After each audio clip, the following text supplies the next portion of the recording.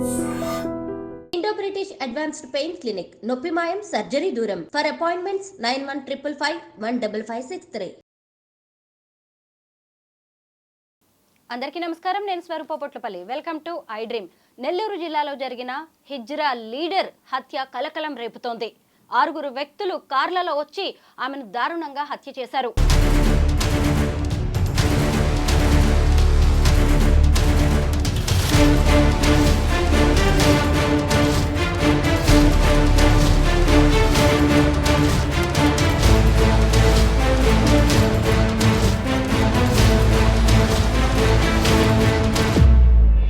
రెండు గ్యాంగుల మధ్య వారే ఈ హత్యకు కారణం అనేది ఇప్పుడు కొత్త ప్రశ్నలు రేకెత్తిస్తోంది. ఇంకొక వైపు చూస్తే హైదరాబాద్లో 7 హిజ్రాలను పోలీసులు అరెస్ట్ చేశారు. ఎందుకు అంటే వాళ్ళు ఓ గృహ ప్రవేశ కార్యక్రమానికి వెళ్లి ఇష్టం వచ్చినట్టుగా బిహేవ్ చేయడంతో 7 పోలీసులు కటకటాల వెనక్కి నెట్టాల్సి వచ్చింది. ఇప్పుడు ఈ సంఘటనలు చూసినప్పుడు ట్రాన్స్జెండర్స్ కి సంబంధించి అనేక విషయాలు బయటకు వస్తున్నాయి. ముఖ్యంగా వాళ్ళు ఇన్కమ్ కోసం ఎంచుకుంటున్న మార్గాలు అనేవి అవి రాంగ్ ట్రాక్ లోకి వెళ్ళి ఇలా వారిని కూడా ఇబ్బందుల్లోకి నెడుతున్నట్టుగా మనకి తెలుస్తుంది.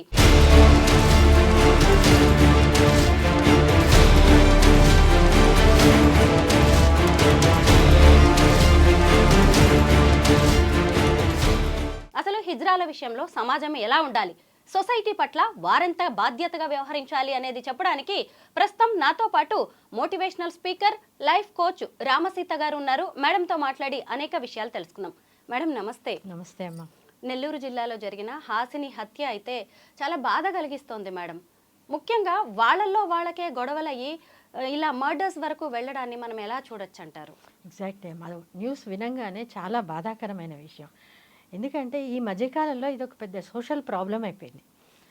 అది మనం అనుకుంటాము వాళ్ళు హిజ్రాలు ఇలా బిహేవ్ చేస్తున్నారు అందుకే ఇలా జరుగుతుంది.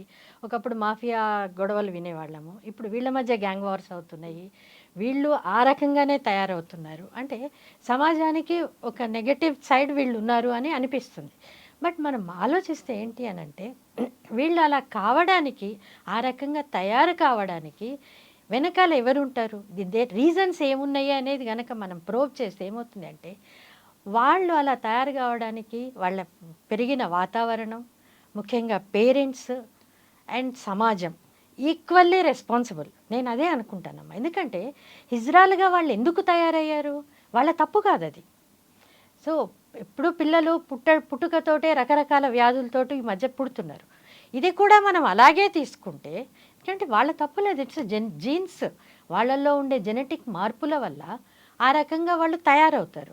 సో వీళ్ళని కూడా ఇంట్లో ఉన్న 2-3 పిల్లల్లో ఒకళ్ళు ఇట్లా తయారై ఉన్నారు అనుకుంటే వీళ్ళకి ఏదో డిజార్డర్ ఉంది అన్న కన్సర్న్ తోటి పేరెంట్స్ కనుక పెంచితే వాళ్ళని డెఫినెట్గా వాళ్ళు కూడా నార్మల్ పిల్లల్లాగానే ఉంటారు, అలాగే పెరుగుతారు, సొసైటీలో కూడా నార్మల్ అడల్ట్స్ లాగా ఉంటారు as a responsible persons. But unfortunately ఏంటి అంటే బాధాకరమైన విషయం ఏంటంటే పేరెంట్సే వాళ్ళని చిన్నప్పటి నుంచి వాళ్ళ సమస్యని అర్థం చేసుకోకుండా వాళ్ళల్లో ఉండే ఈ మార్పు ఎందుకు ఇట్లా అవుతున్నారు, మిగిలిన వాళ్ళలాగా నార్మల్గా ఎందుకు లేరు అని కొంచెం ఎనాలిసిస్ చేయకుండా, వాళ్ళ పరిస్థితి అర్థం చేసుకోకుండా. ఎందుకంటే అమ్మ చిన్నప్పుడు పిల్లలు వాళ్ళల్లో వాళ్ళు ఆ పెరిగే ఏజ్లో కూడా ఏంటి అని అంటే మా అక్కలాగా నేను ఎందుకు లేను, లేదా నా తమ్ముళ్ళలాగా నేను ఎందుకు లేను అని ఇంటర్నల్గా చాలా మదన పడతారు. ఎందుకంటే వాళ్ళకు కూడా అర్థం కాదు కదా. సో ఈ పేరెంట్స్ ఎప్పుడైతే వీళ్ళని సరిగ్గా అర్థం చేసుకోకుండా దూరం పెట్టి సపరేట్గా ట్రీట్ చేసి, లేకపోతే వాళ్ళని హెరాస్ చేసి నువ్వు ఇలా ఉండు అని చెప్పేసి వాళ్ళకి రూల్స్ అండ్ రెగ్యులేషన్స్ పాస్ చేస్తారే కానీ అర్థం చేసుకొని ఎంపతీతోటి కన్సర్న్ చూపించి వాళ్ళ పరిస్థితి ఏంటో వాళ్ళకి అర్థం చేస్తే ఏంటి అని అంటే ఈ రకమైన అంటే సామాజికంగా ఇలాంటి ఆస్పెక్ట్స్ నుంచి వాళ్ళని దూరం చేయొచ్చు. మనం కూడా ఇట్లాంటి సమస్యలు ఎదురుకాకుండా ఉండొచ్చు. బట్ ప్రాబ్లం ఏంటంటే అక్కడే స్టార్టింగ్ దగ్గర అక్కడ కరెక్షన్ ఉంటే ఏంటి అని అంటే బ్రహ్మాండంగా ఉంటారు వాళ్ళు కూడా, వాళ్ళ లైఫ్ కూడా మంచిగా లీడ్ చేయగలుగుతారు. ఇప్పుడు మనం విన్నాం హాసిని కేసు కావచ్చు, తెలంగాణలో అరెస్ట్లు కావచ్చు, ఇవన్నీ కూడా ఎందుకు వస్తున్నాయి, వాళ్ళల్లో ఒక ఇన్సెక్యూరిటీ ఫీలింగ్ తోటి పెరిగి వాళ్ళ సొంత లైఫ్ చాలామంది ఇంట్లో ఇమడలేక బయటకు వచ్చి సపరేట్ కమ్యూనిటీస్ ఫామ్ చేసి ఇక న్యాచురల్లీ వాళ్ళకి గైడెన్స్ ఎవరు ఉంటారు, మెంటర్షిప్స్ ఏముంటుంది, మంచి చెడు చెప్పే వాళ్ళు ఎవరు ఉంటారు, ఎవరికి తోచినట్టు వాళ్ళు బతకడానికి అలవాటు చేసుకుంటారు. So easy ways of earning money వైపు చాలా ఈజీగా అట్రాక్ట్ అవుతారు. మేడం, ఇప్పుడు మనం హాసిని గురించి మాట్లాడుకుంటే ఆమె తన తల్లిదండ్రులకి 2 ఆడపిల్లలతో పాటు ఓ మగ పిల్లాడిగా పుట్టింది. ఆ తర్వాత కొద్ది రోజులకే ఆమెలో మార్పులు గమనించి ఆమె ట్రాన్స్జెండర్గా మారిపోవడం అనేది జరిగింది. ఇప్పుడు చూస్తే ఇదే హాసిని అదే హిజ్రాలకి ఒక లీడర్గా మారింది. ఆంధ్రప్రదేశ్లోని 10,000 మంది హిజ్రాలకి ఆమె నాయకురాలుగా ఉంది. అయితే ఇంకొక గ్యాంగ్తో జరిగిన వార్ వల్ల ఈరోజు ఆమె హత్యకు గురవ్వాల్సి వచ్చింది. ఎక్కడో పూజకు వెళ్ళొస్తుండగా 2 కార్లలో వచ్చిన 6 యువకులు వాళ్ళని అడ్డగించి ఆమె మీద కత్తులతో దాడి చేశారు. అసలు ఆమె హత్య జరిగిన విధానం చూస్తుంటే ఎంత పగతో కక్షతో ఆమె మీద అటాక్ చేశారనేది కూడా అర్థమవుతుంది మేడం. హిజ్రాలు అనే వాళ్ళు సొసైటీని వాళ్ళని యాక్సెప్ట్ చేయట్లేదు. అలాంటిది వాళ్ళలో వాళ్ళకు కూడా పడట్లేదు. దీన్ని మనం ఎలా చూడాలి? ఎందుకు అంటే అమ్మ, ఎప్పుడైతే గ్యాంగ్స్ అన్నామో సో వాళ్ళ పర్పసెస్ వేరే ఉంటాయి. ఒకళ్ళతో ఒకళ్ళు పోటీ పడడము, ఇల్లీగల్గా ఇన్కమ్ ఎర్న్ చేయాలనుకోవడము. There is no limit. ఎప్పుడైతే మనం ఇల్లీగల్ యాక్టివిటీస్ వైపు వాళ్ళు వెళ్తున్నారో లిమిటేషన్ ఏమి ఉండదు కదా. వాళ్ళకి ఈజీగా సంపాదించవచ్చు, లేదా వీళ్ళని చూసి వాళ్ళు, వాళ్ళని చూసి వీళ్ళు, నీకన్నా నేను, పోటీ తత్వము, సెటిల్మెంట్స్, ఎవ్రీథింగ్ ఎక్కడైనా కూడా. సో దీంట్లో ఏంటి అని అంటే వీళ్ళకి సపోర్ట్ చేసేవాళ్ళు కొంతమంది ఉంటారు, వాళ్ళకి సపోర్ట్ చేసేవాళ్ళు ఉంటారు, అండ్ అడ్వాంటేజ్ తీసుకునే వాళ్ళు ఉంటారు ఆల్ లెవెల్స్లో. మనం పర్సనల్గా ఎవరిని పేరు పెట్టి అనలేము, బట్ డెఫినెట్గా ఇట్లాంటి వాళ్ళు ఉన్నప్పుడు వీళ్ళని అడ్డం పెట్టుకొని సంపాదించే గ్యాంగ్స్ వేరే ఉంటాయి, ఖచ్చితంగా ఉంటాయి. సో ఇవన్నీ ఉన్నప్పుడు ఏంటి అని అంటే ఎక్కడో అక్కడ వీళ్ళకి డిఫరెన్సెస్ క్రియేట్ అయ్యి అది పీక్ లెవెల్కి వెళ్ళిపోతాయి. దానికి రిజల్టే ఇది. అవును మేడం. మేడం, ఇంకొకటి ఏంటంటే ఈ హిజ్రాలు ఇన్కమ్ సోర్స్ కోసం వాళ్ళు సెక్స్ వర్క్ చేస్తూ ఉంటారు, కలెక్షన్స్కి వెళ్తూ ఉంటారు, గృహప్రవేశాలు అవి ఇవి శుభకార్యాలకు కూడా అటెండ్ అవుతూ ఉంటారు, ఇలా పూజలు ఇలాంటివేవో చేస్తూ ఉంటారు అనమాట. నేను ఒక 4 నెలల క్రితం షీలా అనే అమ్మాయిది హైదరాబాద్లో ఒక మర్డర్ జరిగింది. దాని గురించి కూడా నేను డిస్కస్ చేయడం అనేది జరిగింది మేడం. ఆ అమ్మాయిని కూడా అంతే, కొంతమంది తీసుకువెళ్ళి ప్రాస్టిట్యూషన్ కోసమని దారుణంగా చంపేశారు. ఇలాగా హిజ్రాలు తెలియకుండానే ఒక ప్రమాదంలోకి నెట్టివేయబడుతున్నారు. అంటే ఇక్కడ వీళ్ళు ఎంచుకుంటున్న మార్గం కూడా దానికి కారణం కాదంటారా? ఇంకొక వైపు చూసినప్పుడు మనం మళ్ళీ హాసిని టాపిక్ వద్దాం మేడం. ఈ హాసిని టాపిక్లో కూడా ఒక శ్రీకాకుళం చెందిన వ్యక్తి నెల్లూరుకు వచ్చి స్థిరపడ్డాడు. అతను ఒక బేల్దారి మేస్త్రి. ఇతను సెటిల్మెంట్లు చేసే వరకు వెళ్ళాడు.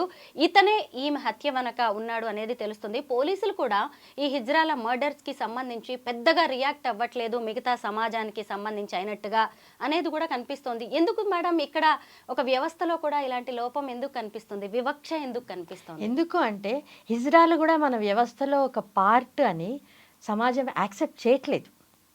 సమాజానికి వాళ్ళు ఒక రుగ్మతలాగా చూస్తున్నారు. That is the reason. ఎందుకంటే వాళ్ళు కూడా మనలాంటి మనుషులే అన్న థాట్ కనుక సమాజంలో ఉండే ప్రతి ఒక్కళ్ళు ఆలోచిస్తే వాళ్ళ తప్పు లేకుండా వేరియస్ రీజన్స్ వల్ల దారి తప్పారు, కరెక్టే. కానీ దారి తప్పిన వాళ్ళు అక్కడే ఉండాలని ఏమీ లేదు. సర్కమ్స్టెన్సెస్ అలా లీడ్ చేసినాయి కాబట్టి వాళ్ళు వేరే దారిలో వెళ్ళారు. అనైతికంగా సంపాదించడం కావచ్చు, అనైతికమైన పనులు చేయడం కావచ్చు, ఏదైనా కూడా అంటే వాళ్ళ బలహీనతతోటి వేరే దారి లేక చేస్తుంది.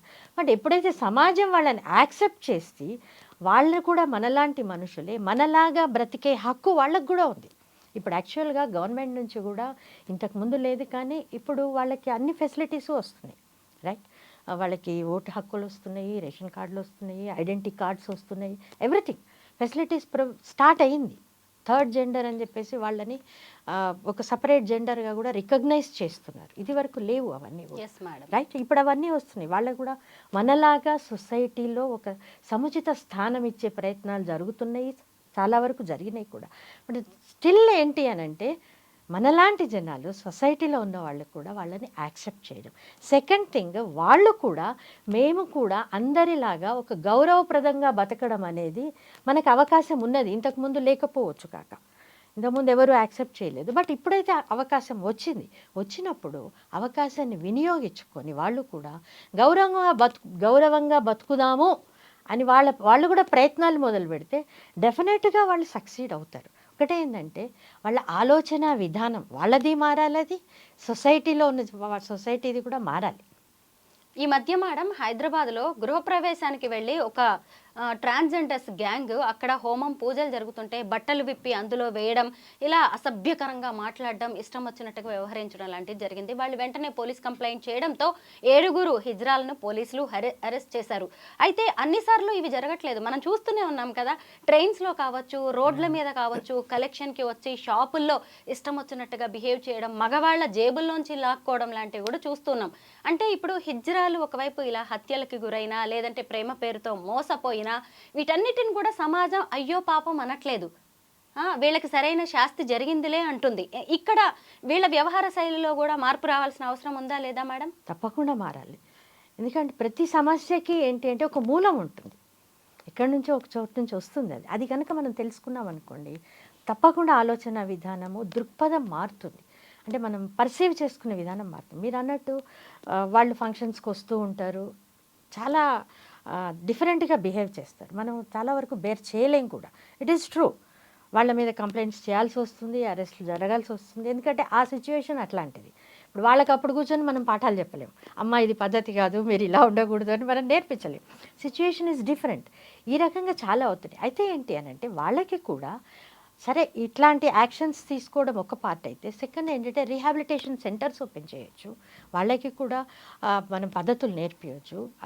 ఈ రకంగా కాకుండా ఇదేమి లైఫ్ మీది, ఇంతకన్నా బెటర్ లైఫ్కి you are eligible to lead a better life. అంతేగాని ఇట్లాగే ఉండి రేపు పొద్దున రోగం వస్తే ఎవరు పట్టించుకోరు, ఇట్లాగే ఉండరు కదా వాళ్ళు డిఫరెంట్ టైప్స్ ఆఫ్ వర్క్స్ చేస్తూ ఉంటారు, వాళ్ళని వాడుకునే వాళ్ళు చాలామంది ఉంటారు. సో ఒక ఏజ్ వచ్చిన తర్వాత లేదా హెల్త్ ఇష్యూస్ వస్తే ఎవరు పట్టించుకుంటారు వాళ్ళని? ఆ వాడుకున్న వాళ్ళు ఎవరు పట్టించుకోరు కదా. It is as good as, అంటే ఒక రకంగా చెప్పాలంటే మనము వ్యభిచారుల గురించి మాట్లాడుతుంటాం అప్పుడప్పుడు, వాళ్ళ లైఫ్ గురించి చాలా బాధాకరంగా ఉంటుంది. వీళ్ళది కూడా ఆల్మోస్ట్ అలాగే ఉంటుంది, ఎవరూ పట్టించుకోరు, ఉన్నంతకాలం వాడుకుంటారు, ఆ తర్వాత పక్కన పడేస్తారు, తర్వాత వీళ్ళ లైఫ్ ఏంటి, ఎట్లా బతుకుతారు.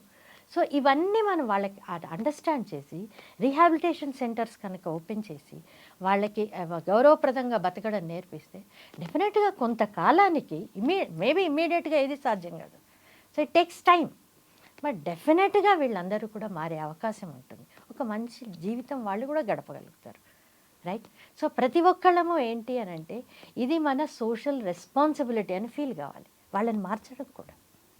ఇట్ ఈస్ నాట్ జస్ట్ లేదా వాళ్ళ పేరెంట్స్ చేసిన పనికి వాళ్ళు అట్లా తయారు కావచ్చు. నేనైతే 90% పేరెంట్సే అని చెప్తాను, ఎందుకంటే ఆ ఏజ్లో వాళ్ళని కనుక అర్థం చేసుకుంటే 90% ఇట్లా తయారు కారు వాళ్ళు. So 90% responsibility పేరెంట్సే. సో ఇప్పుడు అలాంటి పేరెంట్స్ అందరూ కూడా వాళ్ళ పర్సెప్షన్లు మార్చుకొని they should take it as a social responsibility. సొసైటీలో మనం ఉన్నందుకు మనకు ఒక సామాజిక బాధ్యత ఉంటుంది, మన పర్సనల్ లైఫే కాకుండా. సో ఆ బాధ్యతను మనం యాక్సెప్ట్ చేసి వాళ్ళని మార్చే ప్రయత్నం చేస్తే డెఫినెట్గా it works.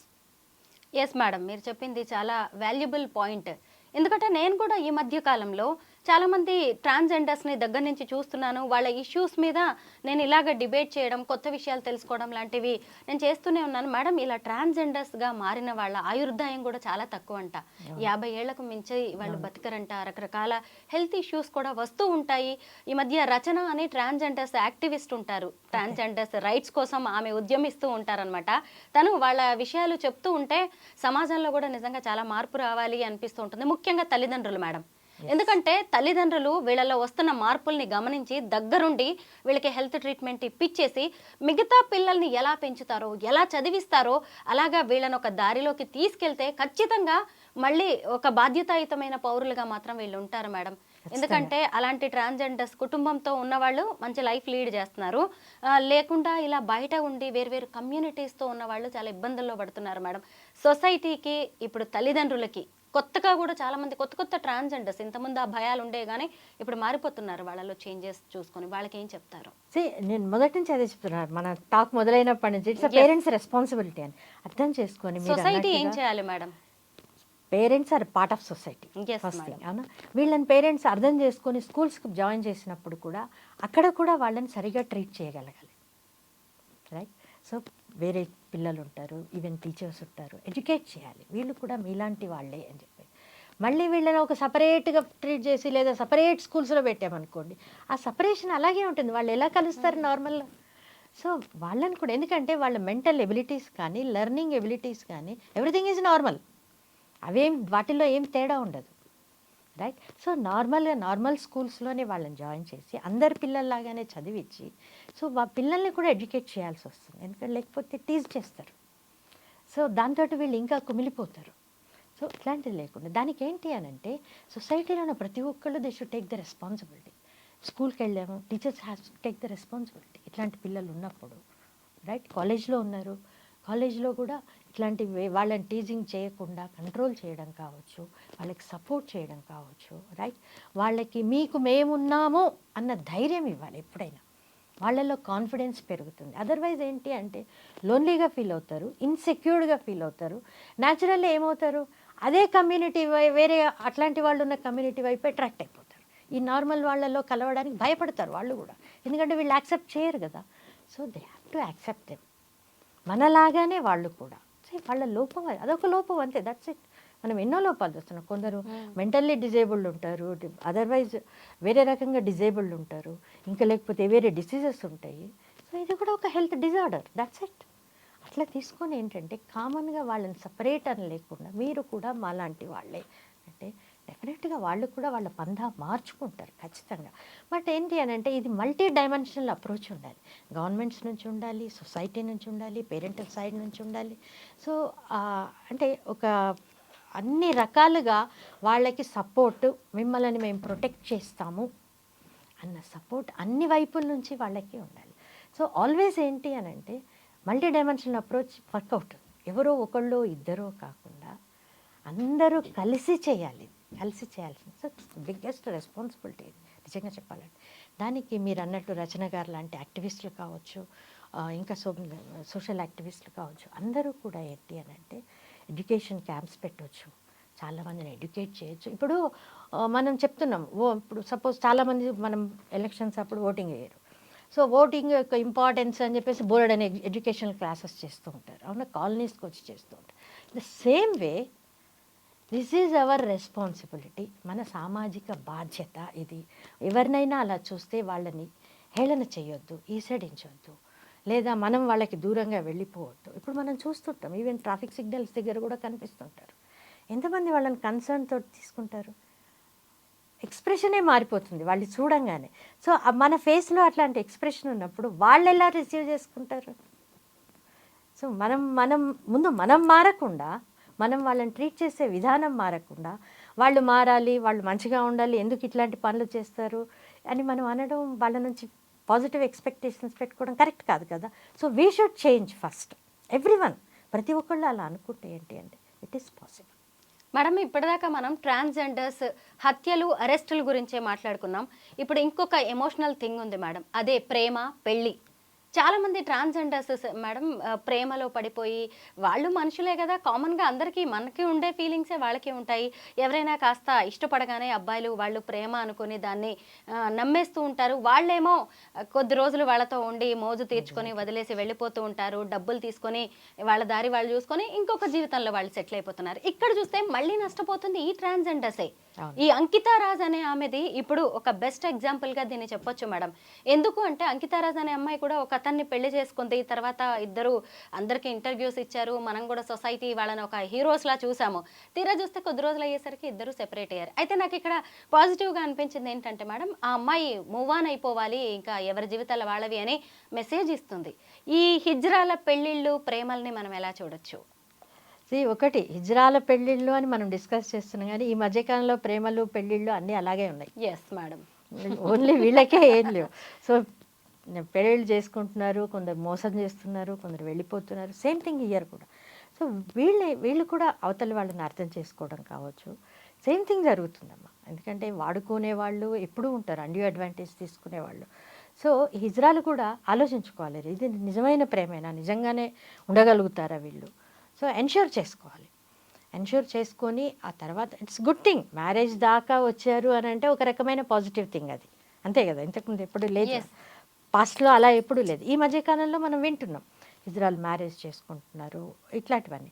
So it is good thing. ఒకటేంటంటే ఆ మ్యారేజ్ స్టెబిలైజ్డ్గా ఉండడానికి, ఆ రిలేషన్షిప్ ఎప్పటికీ ఉండడానికి ఏంటి అని అంటే ముందు నుంచి వాళ్ళ మధ్య ఉన్న పరిచయం కావచ్చు, వాళ్ళ ఒకళ్ళ మీద ఒకళ్ళు నమ్మకం కావచ్చు, ఇవన్నీ కూడా ఆ అమ్మాయి హిజ్రా ఎవరైతే ఉందో ఆమె వాళ్ళు ఎన్ష్యూర్ చేసుకొని తర్వాత మ్యారీడ్ లైఫ్లోకి ఎంటర్ అయితే సక్సెస్ఫుల్గా ఉండే ఛాన్సెస్ ఎక్కువ ఉంటాయి.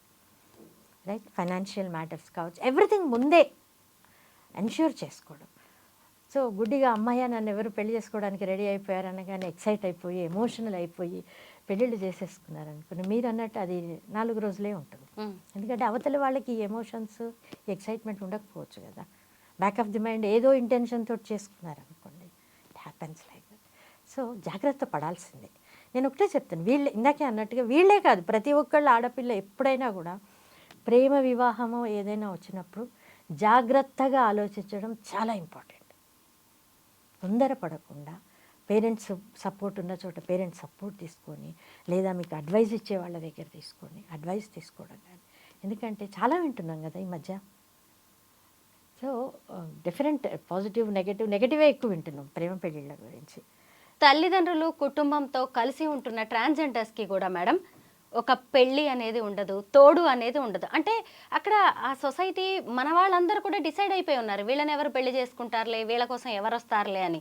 ఇప్పుడు ఒక కూతురికి పెళ్లి చేసేటప్పుడు కట్న కానుకలు ఎంత ఇస్తాము, అల్లుడు ఎలా ఉండాలి అని చూసుకుంటారు, ఎలాంటి కోడల్ని తెచ్చుకోవాలనేది చూసినప్పుడు తను కూడా మనిషే, తనకి ఒక తోడు ఉండాలి అనేది ఒక తల్లిదండ్రుల్లో, కుటుంబంలో, సమాజంలో మార్పు ఖచ్చితంగా రావాల్సిన అవసరం ఉంది కదా. ఆలోచించాలి కదా మనం కూడా. ఖచ్చితంగా ఆలోచించాలి. ఎందుకంటే వాళ్ళు కూడా మనుషులే కదా, వాళ్ళకే కోరికలు ఉంటాయి, వాళ్ళ లైఫ్ కూడా సెటిల్ కావాలి. తప్పకుండా ఆలోచించాలి. ఒకటే ఏంటి అని అంటే కరెక్ట్, ఇప్పుడు మనం మాట్లాడుకున్నట్లుగానే అవతలి పర్సన్ రైట్ పర్సన్ దొరికినప్పుడు ఇవన్నీ ఈ ట్రాన్స్జెండర్ని యాక్సెప్ట్ చేసేవాళ్ళు అన్ని రకాలుగా తప్పకుండా వాళ్ళ లైఫ్ సెటిల్ అవుతుంది. అయితే ఈ లోపల ఏంటి అని అంటే పేరెంట్స్ కూడా వీళ్ళకి ఫైనాన్షియల్ సపోర్ట్ కూడా అరేంజ్ చేయాలి. వీళ్ళకి సెక్యూరిటీ చాలా అవసరం కదా. సో వీళ్ళకి రైట్ పర్సన్ దొరకాలి, అవునా, వీళ్ళ లైఫ్ సెటిల్ కావాలి. సో వీళ్ళని చదివించడం కావచ్చు. ఇప్పుడు ఇంకొక అమ్మాయికి పెళ్లి చేస్తారు, ఆమెకు ఫైనాన్షియల్లీ సపోర్ట్ ఇస్తారు, కట్నం ద్వారా కావచ్చు, వేరే రకంగా కావచ్చు, cash or kind what ever ఇస్తారు, అబ్బాయికి ఇస్తారు. సేమ్ వే ఈ అమ్మాయికి కూడా ఈ ట్రాన్స్జెండర్ చైల్డ్ ఎవరైతే ఉంటుందో ఆమెకు కూడా ఫైనాన్షియల్ సపోర్ట్ అనేది పేరెంట్స్ ఇవ్వాలి. రైట్. సో అప్పుడు ఏంటి అని అంటే ఫస్ట్ థింగ్ వాళ్ళు ఇన్సెక్యూరిటీ ఫీలింగ్ ఉండదు, హ్యాపీగా బతకగలుగుతారు, కంఫర్టబుల్గా ఉంటారు.